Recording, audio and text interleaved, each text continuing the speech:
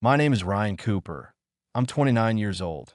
And if you're watching this, grab your seat because this story isn't just about betrayal. It's about a trap so deep it almost destroyed me before turning into the most unexpected revenge I've ever imagined. Hey, before we dive in, tell me in the comments where you're watching from, and when this story ends, rate it from 1 to 10. I want to know how it hit you. It all started on an ordinary Tuesday evening, one of those dull after-work nights when you think nothing bad could possibly happen. I just come home from a small tech firm where I worked as a systems analyst, a job that paid enough to keep me comfortable but not rich. I'd been dating Samantha for a little over a year, a beautiful, magnetic woman who knew exactly how to light up a room and exactly how to twist your mind without you realizing it. We met at a mutual friend's birthday party. She laughed at my awkward jokes, and by the end of the night, we were inseparable. Or so I thought. The first few months felt like living inside a movie.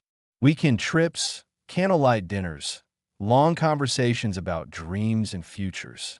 She told me she wanted to open an art gallery one day, and I said I'd support her no matter what. I meant it. But as time passed, something in her eyes changed. An ambition that once looked like passion started to flicker with calculation. I ignored it because love has a funny way of making you blind to the small red flags. Then came that text. I still remember it vividly. The phone buzzed once while I was waiting at a coffee shop, sipping a half-cold cappuccino.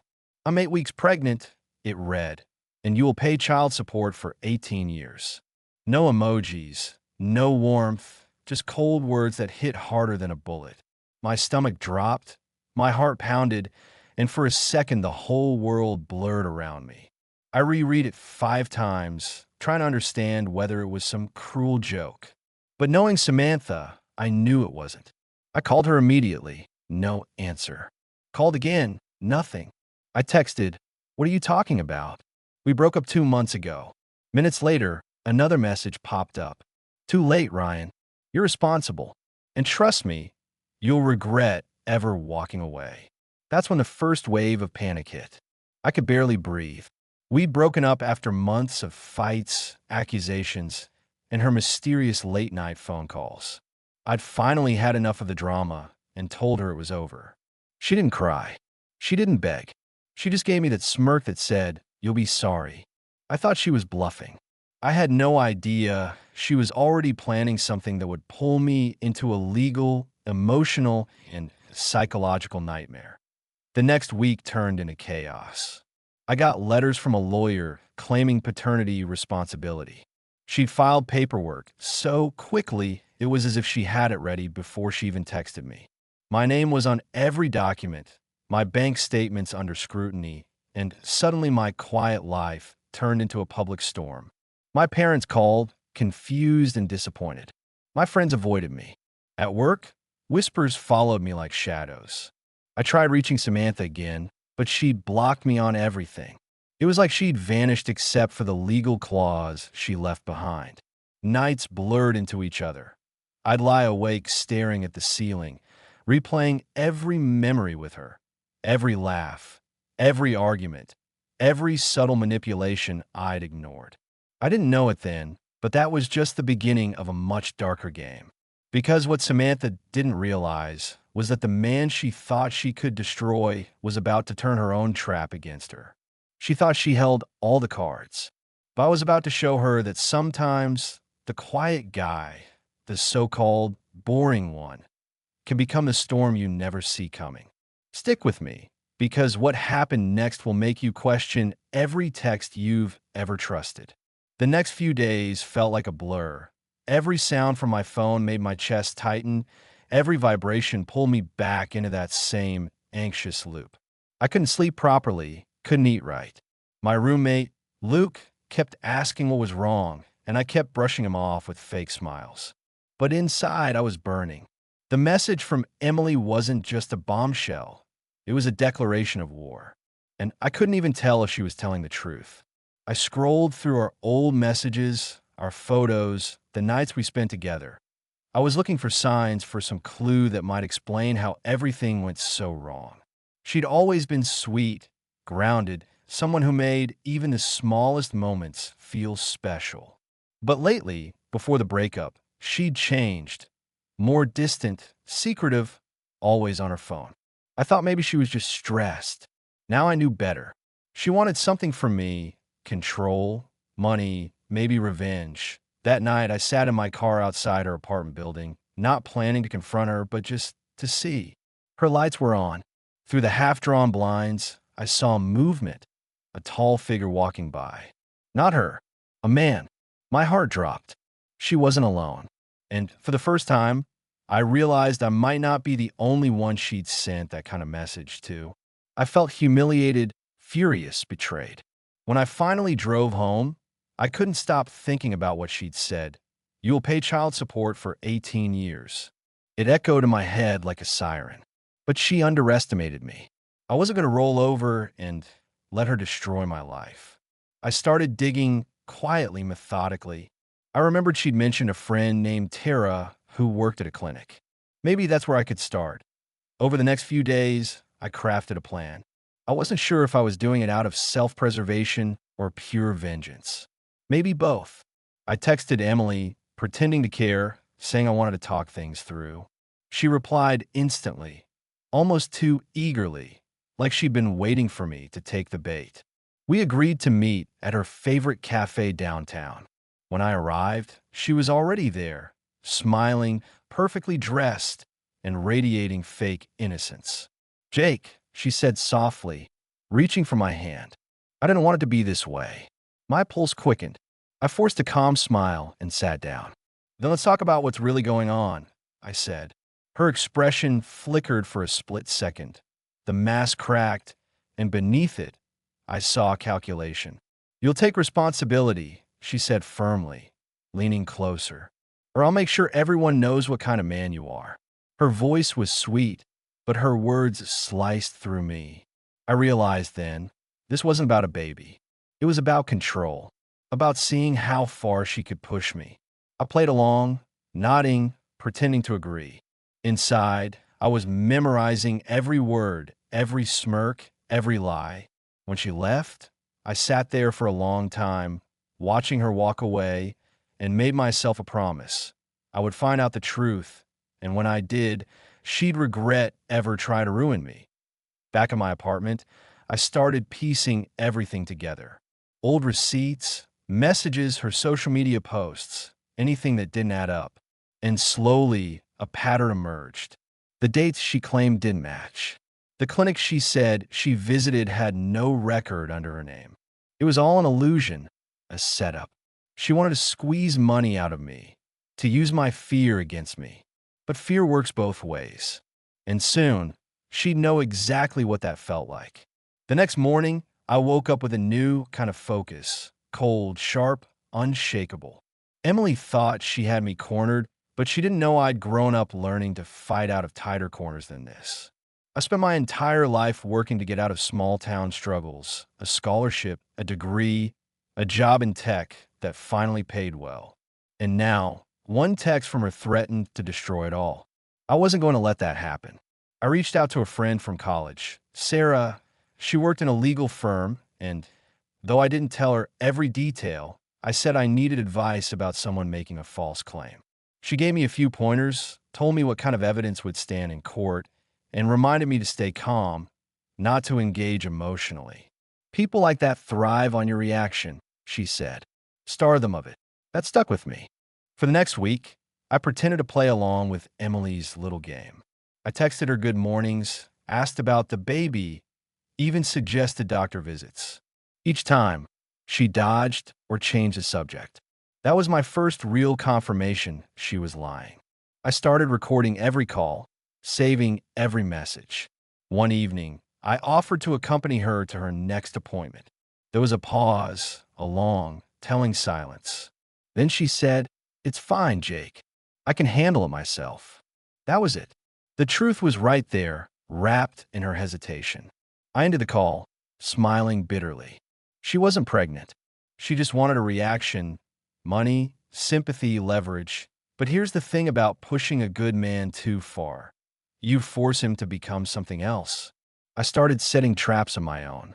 I told her my lawyer wanted to meet her to arrange child support formally.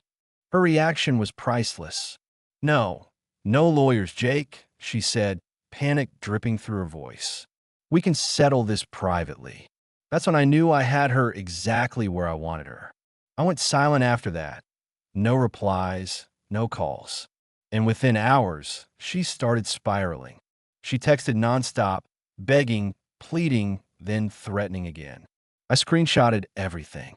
The desperation, the inconsistencies, it was all evidence now. Point one evening, she showed up at my apartment unannounced. My heart pounded when I opened the door. There she was, mascara streaked, eyes wild. You think you can ignore me? She screamed. You think this is a joke? Neighbors started peeking through their doors. I stayed calm, keeping my phone recording in my pocket. Emily, I said quietly, if you're really pregnant, then calm down. Let's handle this the right way. That sentence broke her. She froze, like I'd pulled the last thread of her web. Then she turned and ran down the hall. That night, I sat in the dark, the sound of her heels echoing in my head. I should have felt relief. Instead, I felt something darker, something that whispered, "Don't stop now." Because she hadn't just tried to scam me. She tried to ruin my name, my peace, my life. And people like her only learn when the fire touches them back. I decided then that if she wanted a game, I'd play one she'd never forget.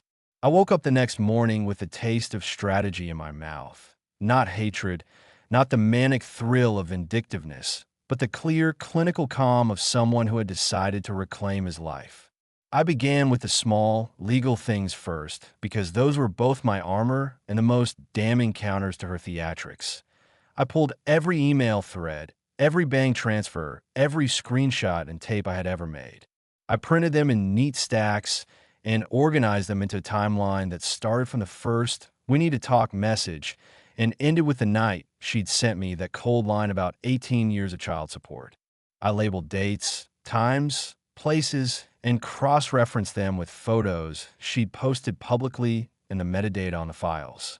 If she wanted to wage war with paperwork and smoke, I would fight fire with documents. And I would do it in a way that left no room for the theatrical performances she loved. Next, I played the part of the reasonable ex to perfection. I answered her frantic texts with calm, measured sentences, as if I were the one trying to help her through something delicate. I told her a lawyer wanted to mediate a private settlement. I didn't have a lawyer, not yet, but the idea of a neutral third party was exactly what I needed to draw her into a room where she would have to choose: continue the lie under oath, or break down and admit the truth. I contacted Sarah more seriously now, explained the whole arc, and asked if she could recommend a mediator or even a private investigator. She did more than recommend. She quietly connected me with people who knew how to get records and corroboration without a courtroom circus. I'll admit, the ethics of it gnawed at me at first. This wasn't about humiliating someone for sport. It was about self-defense. But the closer I got, the more I understood how deftly she'd weaponized social stigma and fear against me. She'd already stolen months of my peace and a chunk of my dignity. I wasn't going to give her the satisfaction of winning. The turning point came when I arranged the mediation and neutral office downtown. I told her it would be a simple sit-down with a mediator and a few lawyers to make everything official and fair. She agreed instantly, too eagerly, which was the last mistake she would make in this entire play. On the day, I arrived early and watched the entrance on the security camera feed I'd asked the office to keep for safety reasons. She walked in like a woman who'd rehearsed every expression she planned to wear. I sat across from her at the long conference table, put my folder on the table like a mirror between us, and opened it slowly. The mediator, a measured woman named Claire, asked us to state our positions. Emily's voice dripped with practiced hurt and righteous indignation. It was almost theatrical, the soft quaver, the righteous shame, the sharp glances she gave me that tried to beg sympathy. Then Claire asked the question that put a crack in her performance. Can you provide any medical documentation confirming the pregnancy? a small, quiet thing. But in that moment, I saw Emily's hands tremble ever so slightly. She faltered. She tried to turn the question back on me, accusing me of trying to trap her or of being cold-hearted, but the mediator remained politely unmoved. That's when I pushed, slowly and without malice. I slid across a copy of a digital printout Sarah had legally obtained through a public records check, a set of appointment logs from the clinic Emily claimed she'd visited. The dates she'd given didn't line up. There was no record of the pregnancy ultrasound she'd insisted she had. There were, however, records of other visits that suggested she'd been in another city at the time she claimed conception had occurred. I watched the color drain from her face. She mouthed something about a mistake, a mix-up, but the damage was done. Then, as if pulled by strings, more evidence unfolded.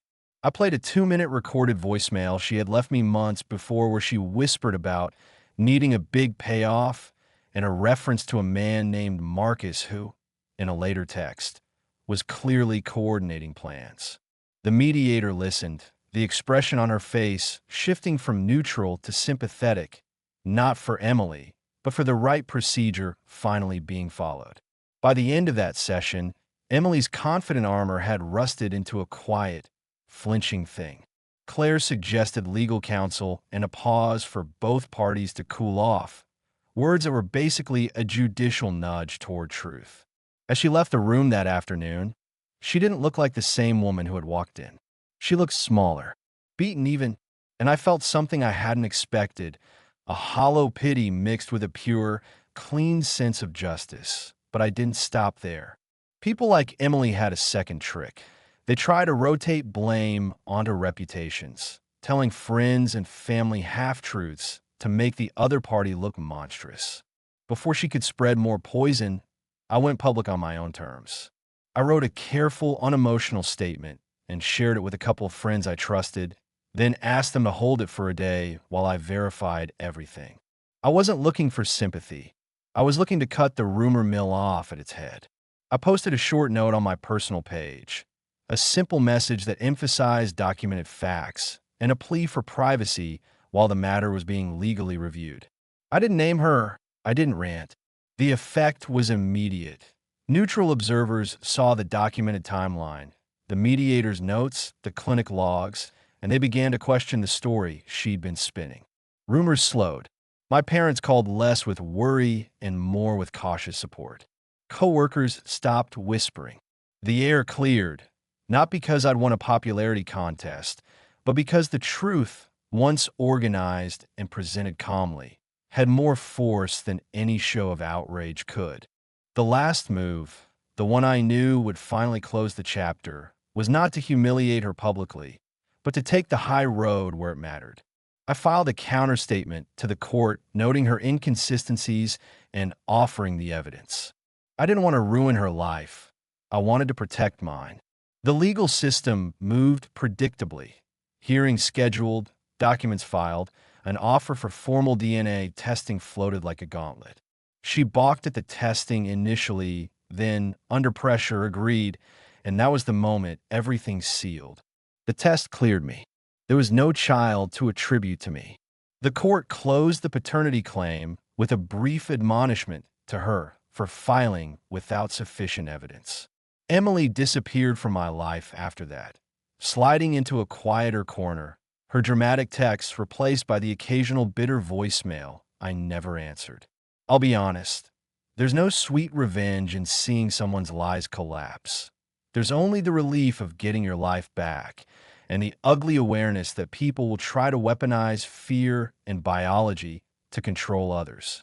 What I came away with was deeper, a lesson in vigilance, a respect for documentation, and a knowledge that the calm, methodical approach often wins where emotion rages. I thought I wanted her to suffer, but in the end I wanted certainty, and I got it. The rest was cleanup. Apologies to those I'd worried, a few uncomfortable conversations, and reclaiming the quiet evenings I'd lost to panic. Months passed, and life slowly began to look like mine again. The chaos she brought into my world had finally started to fade, replaced by long evenings on my balcony where silence felt like a gift rather than a reminder of what she'd tried to take from me. But just when I thought it was all over, fate decided to twist the knife in a different way. One afternoon, I was leaving the office when a familiar voice called my name. Soft, broken, uncertain. I turned around and saw Emily standing there, thinner, paler, her confident energy replaced by something that looked like regret.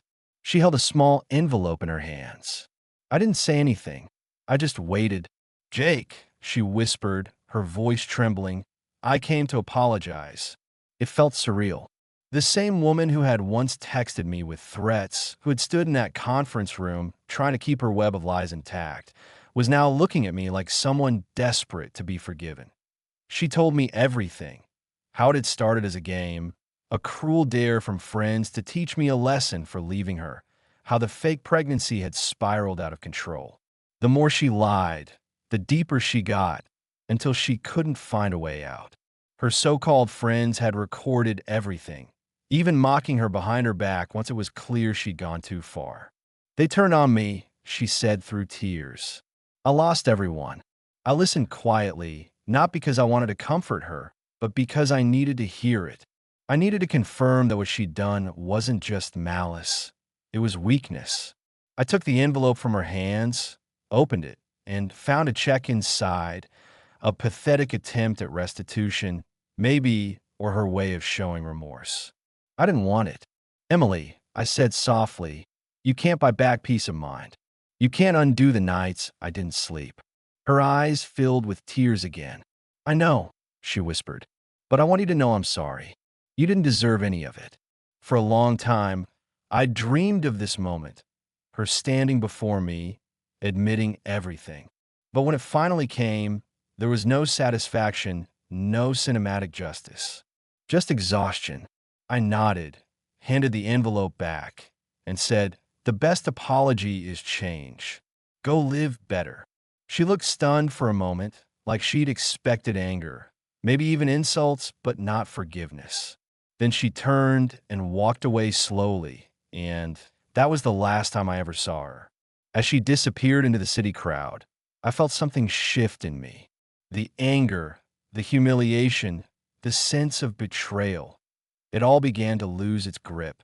Sometimes revenge isn't about destroying someone else. It's about proving to yourself that you can rise above the fire without letting it burn away who you were a few weeks later. I started journaling, not out of sentimentality, but to process the storm that had passed. I wrote about what I'd learned, that trust is powerful but dangerous, that love without boundaries turns into control, and that silence often speaks louder than confrontation.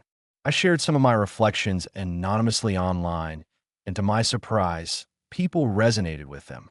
Men and women from around the world wrote back, saying they'd gone through something similar: betrayal, false accusations, emotional manipulation, and reading my story helped them feel less alone. That's when it hit me. My pain had turned into something meaningful. The worst chapter of my life was now a light for others lost in theirs. And that realization felt better than any revenge could. If you're watching this right now, I want you to take a deep breath and remember something. No matter how much someone tries to break you, your worth isn't up for negotiation. You might lose sleep, you might lose people, you might even lose faith in yourself for a while. But if you keep walking forward, one step at a time, the truth will clear your path. I'm Jake, 31 now, and I survived a storm that nearly cost me everything. If my story touched you, tell me where you're watching from in the comments and rate this story. 1 being it hit too close, 10 being you'd never fall for it. And don't forget to subscribe to Outstanding Stories, where every week we bring you tales that remind you what strength, resilience, and truth really mean. Because sometimes the hardest battles don't happen in war zones. They happen in our hearts.